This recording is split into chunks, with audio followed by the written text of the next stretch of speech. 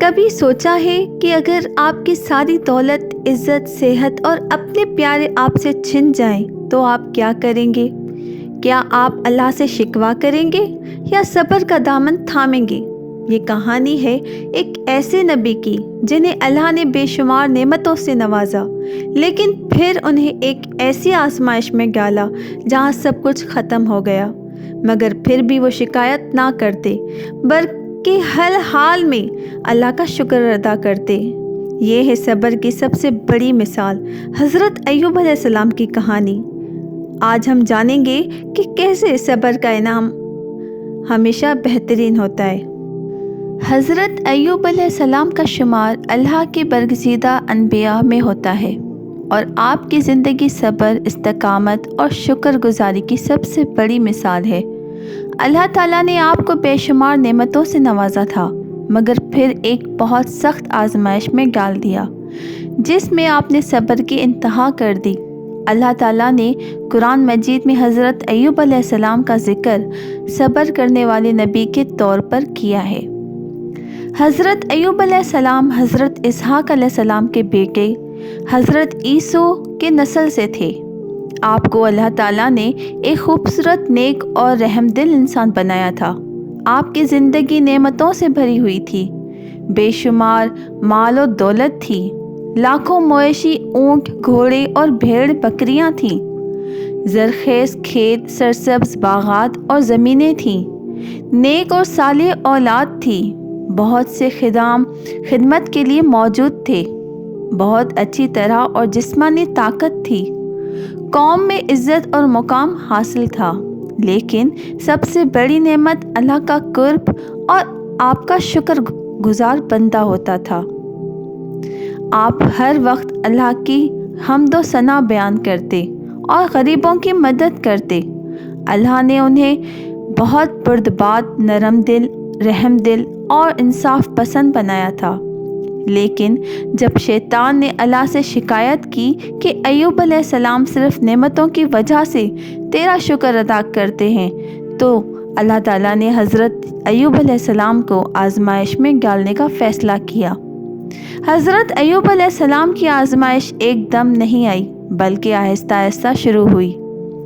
پہلے آپ کے کھیت اور باغات چلے گئے، مویشی اور جانور بیمار ہو کر مر گئے، دولت اور سامان لٹ گیا، جو نوکر چاکر تھے وہ سب چھوڑ کر چلے گئے۔ لیکن حضرت ایوب علیہ السلام نے اللہ کی رضا پر راضی رہنے کا فیصلہ کیا اور صبر کیا۔ حضرت ایوب علیہ السلام کے تمام بیٹے اور بیٹیاں ایک حادثے میں فوت ہو گئیں۔ ایک دن وہ سب ایک گھر میں موجود تھے کہ اچانک ایک زبردست طوفان آیا اور پوری عمارت گر گئی، جس میں سب دب کر جان بحق ہو گئے۔ یہ ایک بہت بڑی آزمائش تھی، مگر حضرت ایوب علیہ السلام نے انا للہ و انا الیہ راجعون پڑھ کر صبر کیا۔ جب ہر چیز ختم ہو گئی تو اللہ نے آپ کو ایک خوفناک بیماری میں مبتلا کر دیا۔ پورے جسم پر زخم اور پھوڑے نکل آئے، جلد خراب ہو گئی اور زخموں سے بدبو آنے لگی۔ آپ اتنے کمزور ہو گئے کہ چلنے پھرنے سے قاصر ہو گئے۔ لوگوں نے آپ سے دوری اختیار کر لی اور آپ کو شہر سے نکال دیا۔ آپ کی اہلیہ کے علاوہ سب نے آپ کو چھوڑ دیا۔ یہ بیماری کئی سالوں تک رہی، مگر آپ نے کبھی اللہ سے شکایت نہیں کی اور صبر کرتے رہے۔ آپ کی اہلیہ حضرت رحمت علیہ آپ کے ساتھ ہر حال میں کھڑی رہیں۔ وہ آپ کی دیکھ بھال کرتی رہیں، روزانہ مزدوری کر کے کھانے کا انتظام کرتی۔ لوگوں کے طعنوں کے باوجود حضرت ایوب علیہ السلام کے ساتھ نہیں چھوڑا۔ ایک دن جب کوئی کام نہ ملا تو انہوں نے اپنے بال بیچ کر کھانے کا انتظام کیا۔ یہ دیکھ کر حضرت ایوب علیہ السلام کو بہت افسوس ہوا اور انہوں نے اللہ سے دعا کرنے کا فیصلہ کیا۔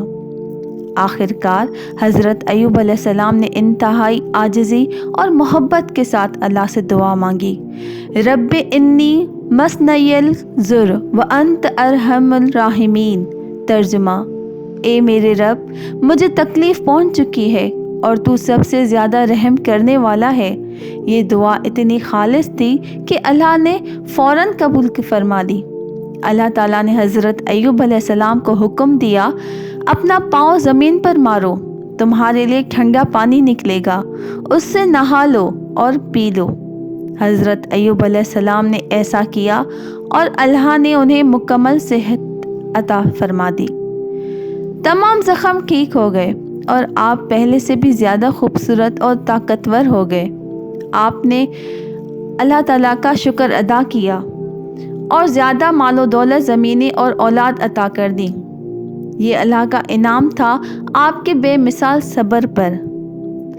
اللہ نے حضرت ایوب علیہ السلام کو پھر سے عزت اور مقام عطا کیا۔ قوم کے لوگ جو آپ کو چھوڑ چکے تھے دوبارہ آپ کے پاس آئے اور آپ سے ہدایت حاصل کی۔ آپ کی اولاد اور نسل پھر سے بڑھی اور پہلے سے زیادہ خوشحال ہو گئی۔ اللہ نے آپ کو صبر سے سب سے بڑی مثال بنا دیا۔